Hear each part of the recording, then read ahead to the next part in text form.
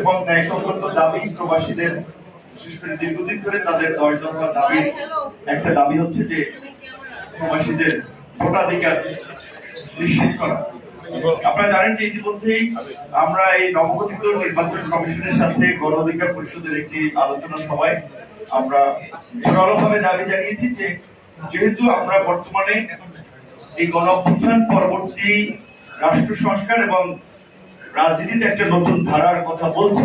পৃথিবীর বিভিন্ন দেশে যেভাবে প্রবাসীরা তাদের দেশের নির্বাচনে ভোট দিয়ে থাকে, অন্তত এই গণ অভ্যুত্থানে আমাদের প্রবাসীদের জন্য গণ অভ্যুত্থানের পরবর্তী নির্বাচনে সেই ভোটাধিকারটা আমরা নিশ্চিত করতে পারি।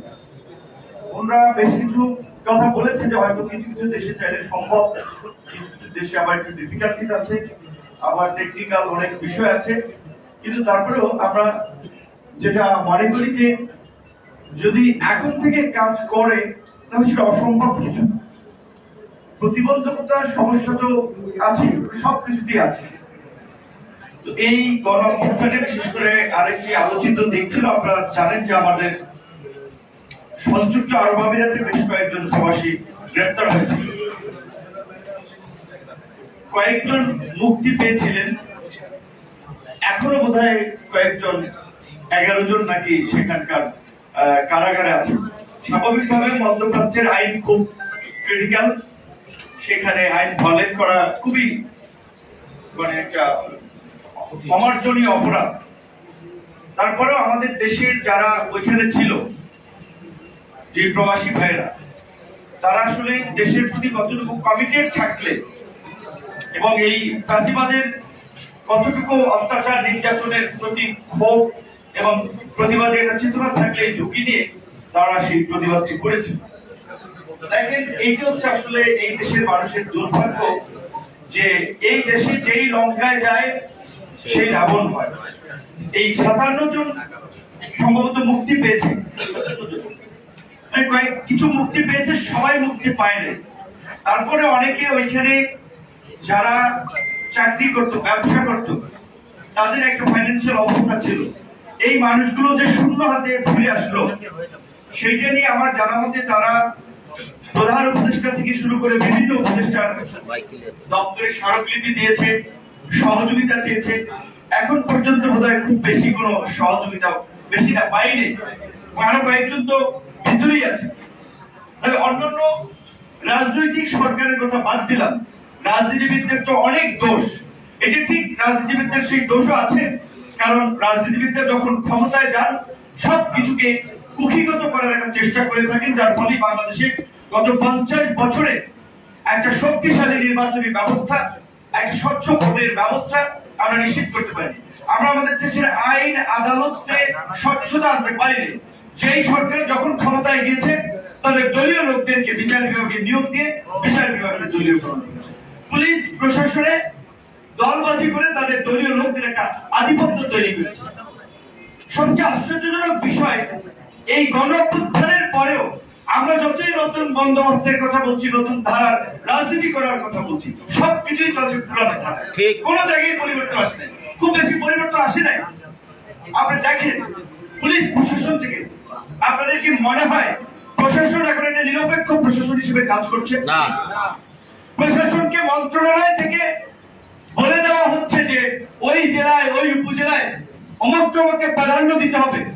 এবং আরেকটা যে বলতে পারেন যে নব্য আরেকটা আধিপত্যবাদী গোষ্ঠী দাঁড়িয়ে গেছে এই তথাকথিত ছাত্র সমন্বয়ের নামে, বিভিন্ন জায়গার যে ছাত্র প্রতিনিধি, এটা তো এখন জেলা উপজেলা লেভেলে মন্ত্রীদের যে পদ, সেটা একটা চিঠি দেখেছি হবিগঞ্জের বৈষম্য বিরোধী ছাত্র আন্দোলনের ব্যানারে তারা প্রাণ আরএফএল কোম্পানিকে চিঠি লিখেছে, আমরা একটা প্রোগ্রাম করব, আমাদের আর্থিক সহযোগিতা প্রয়োজন, যদি আপনারা না দেন তাহলে আপনারা যে নদীতে বর্জ্য ফেলে নদী দূষণ করছেন সেটার বিরুদ্ধে তীব্র আন্দোলন হচ্ছে। মানে হচ্ছে তাদেরকে সহযোগিতা করলে তারা আর কথাবার্তা বলবে না, আর যদি না দেয় তাহলে তাদের 14 সূত্র করবে। এই হচ্ছে আমাদের এই তথাকথিত এই ছাত্র প্রতিনিধি এবং তাদের অবস্থা। আজকে রাশেদ ভাই যেটা বলছেন, মাহফুজ একটা দীর্ঘ পোস্ট লিখেছেন, ফেসবুকে পোস্ট দিয়েছে। মাহফুজ এই সরকারের যে একজন উপদেষ্টা, সেখানে তার ফেসবুক পোস্টের বেশ কিছু বিষয়ে তিনি আপনার কিছু কথা শেষে থেকে বললেন। তিনি বলছেন যে এই প্রায় 3 ডজন নিয়োগপ্রাপ্তদের মধ্যে মাত্র 2 জন ছাত্র উপদেষ্টা। তো তাহলে 2 জন কেন ছাত্র উপদেষ্টা কেন? পৃথিবীর বিভিন্ন দেশে গণ অভ্যুত্থান বা বিপ্লবের পরে বিপ্লবীদের নেতৃত্বে গণ অভ্যুত্থানকারীদের নেতৃত্বে অংশীদারদেরকে নিয়ে সরকার হয়। তোমরা কেন ওই বিদেশি এমবাসির পরামর্শে বিদেশি এমবাসির পাঁচটা কিছু লোকজনকে নিয়ে সরকার গঠন করতে গেল? বাংলাদেশের প্রটোকলে ডিপ্লোম্যাটরা আমরা এক্স্যাক্টলি অনেক পেছনের প্রটোকলে মন্ত্রী তো দূরের কথা, সচিব, তারা ডেপুটি সেক্রেটারি পদমর্যাদা এখানকার ডিপ্লোম্যাটরা আমাদের 3 জন উপদেষ্টা আমেরিকার এমবাসি থেকে মিটিং করে কতটুকু নাকি খবর দিতে পারে না, চিন্তা করতে পারেন। 3 জন উপদেষ্টা সেখানে একজন মিনিস্টারের সাথে তাদের মিটিং করতে তাদের অন্তত আমি মনে করি আগে থেকে মেল দিয়ে অপেক্ষায় থাকার কথা। আর সেখানে ওই যে বলে যে চাইলাম জল পাইলাম শরবত, এরকম যে মেঘ না চাইতে বৃষ্টি, হুড় করে 3 জন উপদেষ্টা।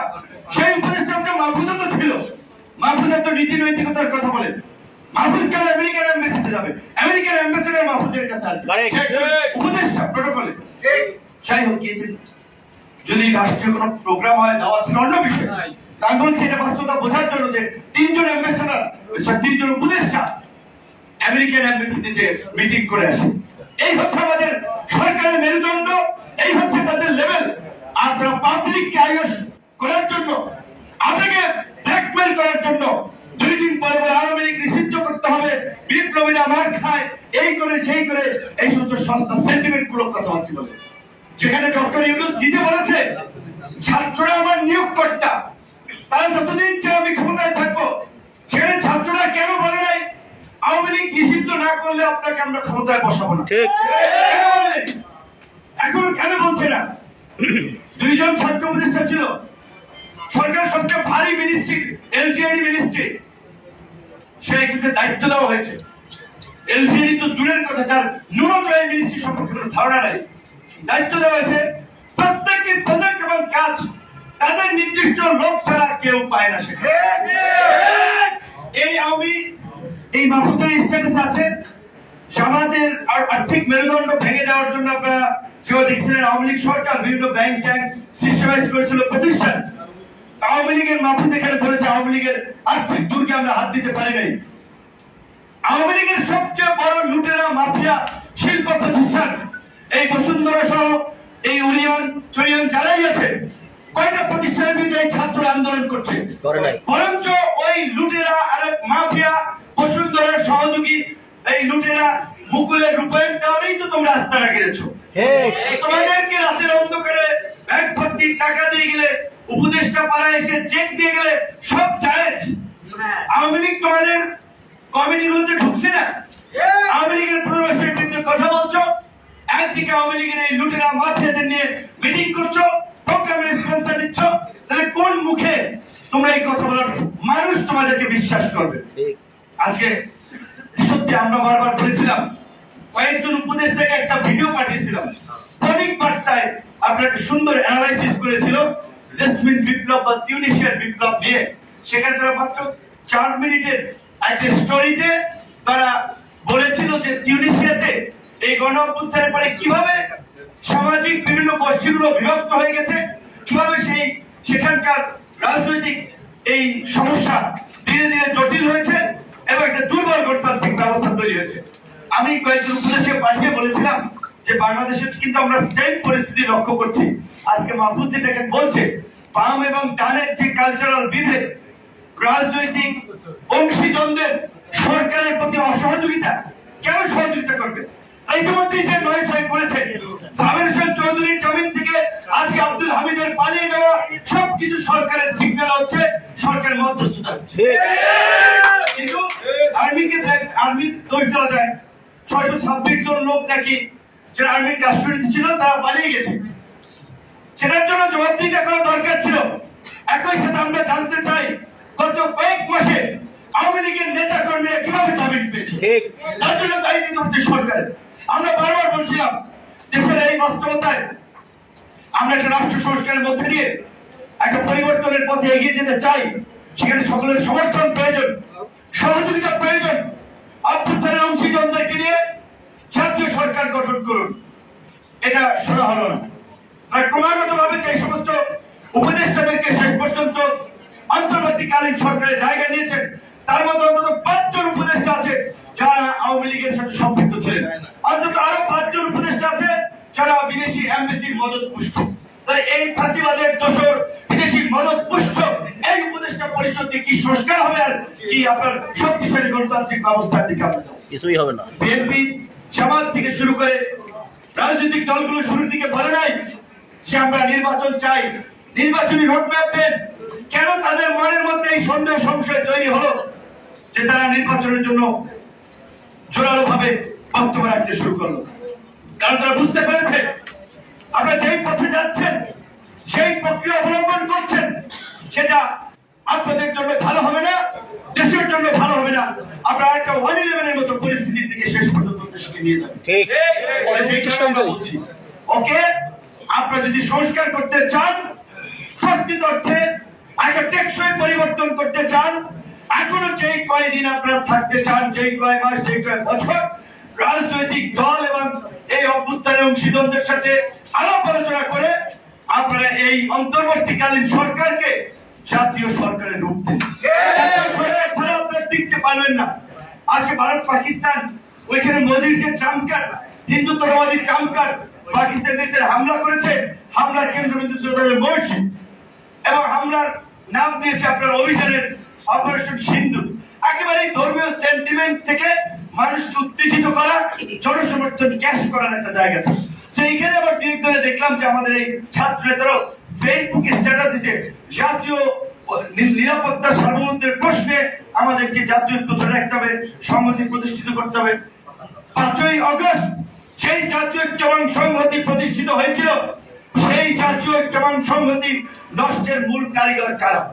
সেই জাতীয় ঐক্য এবং সংহতি নষ্টের মূল কারিগরদেরকেও এক সময় জবাবদিহি করতে হবে। ঠিক 75-এর মেজর ডালিমরা পরবর্তীতে কিন্তু ভিলেনে পরিণত হয়েছিলেন। আজকে যদি একা একা ভেবে থাকেন যে আপনারা এই বিপ্লব উদ্ধার করে ফেলেছেন এবং যা ইচ্ছা তাই করবেন আর জনগণ মেনে নেবে, পরিস্থিতি সবসময় অনুকূলে থাকবে না। তাই আমাদের সহকর্মী ছোট ভাই বন্ধুদেরকে এখনো বলবো, এখনো সময় আছে, সকলের সাথে আলাপ আলোচনা করে আগামীর গতিপথ ঠিক করতে হবে। আওয়ামী লীগ নিষিদ্ধের প্রশ্নে বিন্দুমাত্র কম্প্রোমাইজ করা যাবে না। যদি কেউ ভেবে থাকেন আওয়ামী লীগের 5 জন পুলিশ অফিসার আমার পক্ষে কাজ করবে, 5 জন ব্যবসায়ী আমার দলকে ডোনেশন দিবে, এরা যখন আবার সুযোগ পাবে কাল সাপের মতো সবল মারবে। আওয়ামী লীগের প্রশ্নে সকলকে এক জায়গায় আসতে হবে, অনতি বিলম্বে আওয়ামী লীগকে নিষিদ্ধ করতে হবে এবং এই গণহত্যার সাথে জড়িত বিশেষ করে চিহ্নিত দুর্বৃত্তদেরকে বিচারের আওতায় আনতে হবে। আজকের এই প্রবাসী অধিকার পরিষদের ভাই বোনদেরকে আমি একটা কথা বলবো, আমি দেশের বাইরে গিয়ে বলেছিলাম যে আজকে দেশের এই লড়াই সংগ্রামে সেই প্রবাসীদের ভূমিকা আছে, সেই প্রবাসীদের মূল্যায়ন করতে হবে। বাংলাদেশের সৌদির পরে দ্বিতীয় বৃহত্তম শ্রম বাজার মালয়েশিয়া, এই মালয়েশিয়াতে গতবার সিন্ডিকেট নিয়ে কি লঙ্কা কাণ্ড ঘটেছে আপনারা দেখেছেন। এখন পর্যন্ত সেই সিন্ডিকেটের হোতাদেরকে গ্রেপ্তার করা যায় নাই, বিচারের মুখোমুখি করা যায় নাই, আবার শুনতেছি নতুন সিন্ডিকেট হচ্ছে এবং এই নতুন সিন্ডিকেটে আবার এই গণ অভ্যুত্থানের যারা অংশীদার দাবি করে তারা অনেকে জড়িত হচ্ছে। তাহলে পরিষ্কার কথা, মালয়েশিয়া সহ সকল শ্রমবাজারের যে সমস্ত জায়গায় সিন্ডিকেট আছে এই সিন্ডিকেট ঘুরিয়ে দিতে হবে। এখন প্রবাসী অধিকার পরিষদের 10 দফার সর্বশেষ যে দাবি, 1 লক্ষ টাকার মধ্যে এই প্রবাসের শ্রমিক পাঠানো নিশ্চিত করতে হবে। আমরা আবার এটা দাবি জানাই যে 1 লক্ষ টাকার মধ্যে এই শ্রমিক ব্যয় পাঠানোর ব্যয় নিশ্চিত করতে হবে এবং প্রবাসী শ্রমিকরা দেশের বাইরে মারা গেলে যার টাকা আছে সে প্লেনের ভাড়া দিয়ে আসবে, যার টাকা নাই তার অন্তত ব্যয় রাষ্ট্র বহন করবে। প্রবাসে আমাদের যে সমস্ত দেশে শ্রম কল্যাণ উইং নাই, কম সংখ্যক লোক, সেখানে পর্যাপ্ত সংখ্যক জনবল বাড়াতে হবে। এবং আরেকটা সমস্যা হচ্ছে আমাদের সামাজিক সমস্যা। এটা এটা দীর্ঘদিনের অভ্যাসগত সমস্যা। এটা একটা এই সমাজের বৈশিষ্ট্য। এই প্রবাসী দেখা যায় কেউ দেশের বাইরে থাকে, এখানে জমি কিনে বাড়ি করে, আর দেশের মধ্যে থাকা দুই একজন আত্মীয় স্বজন কিংবা পাড়াপড়শি যাদের মাধ্যমে এই জায়গা জমি কিনে ব্যবসা বাণিজ্য করে, তারা তাদের সাথে প্রতারণা করে। সেক্ষেত্রে এই যে তাদের কষ্টার্জিত টাকা তারা এখানে পাঠায়, এখানে ভ্যাট দেয়, ট্যাক্স দেয়, বিনিময়ে তারা এখানকার বিদ্যুৎ ব্যবহার করে না, এখানকার গ্যাস ব্যবহার করে না, রাস্তাঘাট ব্যবহার করে না। তাই এই প্রবাসীদের এই সমস্যার সময় যদি আমাদের প্রশাসন যদি র্যাপিড রেসপন্স না করে, সমস্যা সমাধানে যদি দায়িত্ব না নেয়, তাহলে এই মানুষগুলো তো দেশের প্রতি আরো নিরুৎসাহিত হবে। আমাদের অনেক প্রবাসী এই ডায়াসপোরা কমিউনিটি আছে যারা বিভিন্ন দেশে প্রতিষ্ঠিত ব্যবসায়ী, পেশাজীবী। আমরা এই গণ অভ্যুত্থানের পরে সকলকে আহ্বান জানিয়েছিলাম, আসুন সবাই মিলে আমরা নতুন বাংলাদেশ বিনির্মাণ করি। অনেক মেধাবী তরুণ প্রবীণ একটা উৎসাহ দেখেছিলাম। সত্যি কথা বলতে গত 8 মাসে আমার মনে হয় সেই উৎসাহের ভাটা পড়েছে। দেশের এই ব্যবস্থা দেখে তাদের আর সেই আগ্রহটা নাই। শুরুর দিকে যেভাবে তারা বলেছিল, না এইবার বোধহয় দেশে একটা আমূল পরিবর্তন হবে, এইবার আমার দেশ আমরা গড়ে তুলবো, আমরা এই সমস্ত দেশে থাকি, ইউরোপ, আমেরিকা, মধ্যপ্রাচ্য এই সমস্ত দেশের আইন কানুন বিধান নীতিমালা আমরা আমাদের দেশকে সেইভাবে গড়ে তুলবো। কিন্তু কয়েক মাস পরে দেখছি যেটা তো জেলেও সেই কদর দিকে যাচ্ছে। কাজেই সর্বশেষ আমি এই প্রবাসী কিংবা দেশের জনগণকেও সর্বশেষ একটা কথা বলবো। আল্লাহ বলছে যে দুনিয়াতে যত বালা মুসিবত মানুষের হাতের কামাই। কাজে আপনারা যেভাবে চাইবেন সেইভাবে আপনাদের নেতা নির্বাচিত হবে। যাদেরকে আপনারা নেতৃত্বে চাবেন তারা আপনাদের নেতৃত্বে আসবে। আপনাদের দায়িত্ব আছে ভালো মানুষকে আগামী নির্বাচনে ভোট দিয়ে নির্বাচন করা, ভালো মানুষের পাশে থাকা, যারা ভালো কিছু করতে চায় তাদেরকে সমর্থন করা। এই গণ অধিকার পরিষদ কোন এজেন্সির প্রেসক্রিপশনে, কোন সরকারের দয়া দাক্ষিণ্য নিয়ে তৈরি হয় নাই।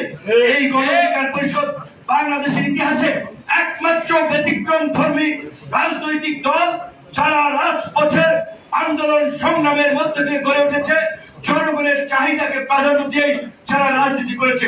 এবং এই গণ অধিকার পরিষদ আপনারা দেখছেন 2021 সালে প্রতিষ্ঠিত হয়েছে। তার আগে 2018 সালে এই ছাত্র অধিকার পরিষদ, 19 সালে এই প্রবাসী অধিকার পরিষদ, শ্রমিক অধিকার পরিষদ, যুব অধিকার পরিষদ, পাইপলাইন থেকে গণ অধিকার পরিষদ এইভাবে তৈরি হয়েছে। গণ অধিকার পরিষদের নেতা কর্মী সহ গণ অধিকার পরিষদের অঙ্গ সংগঠন আজকে এই প্রবাসী অধিকার পরিষদ সহ সকলকে আমরা বলবো নিজেদের সেই শৃঙ্খলা এবং নিজেদের সুস্থ ধারার রাজনীতি জনগণের কাছে তুলে ধরার মাধ্যমেই যেন আমরা আগামীতে জনগণের প্রতিনিধিত্ব করতে পারি, এই দেশের বিকল্প রাজনীতির জায়গা থেকে আমরা নেতৃত্ব দিতে পারি, আমরা যেন সেইভাবে কাজ করি এবং প্রবাসীদের যেই অঙ্গীকার 10 দফা সেটি বাস্তবায়নে গণ অধিকার পরিষদ সবসময় সোচ্চার আগামীতেও থাকবে। সকলকে ধন্যবাদ এবং এই 1.5 কোটি প্রবাসী প্রতিনিধিত্বকারী সংগঠন প্রবাসী অধিকার পরিষদের আজকের এই প্রতিষ্ঠা বার্ষিকীতে সারা বিশ্বের প্রবাসীদেরকে আবার অভিনন্দন এবং শুভেচ্ছা জানিয়ে শেষ করছি।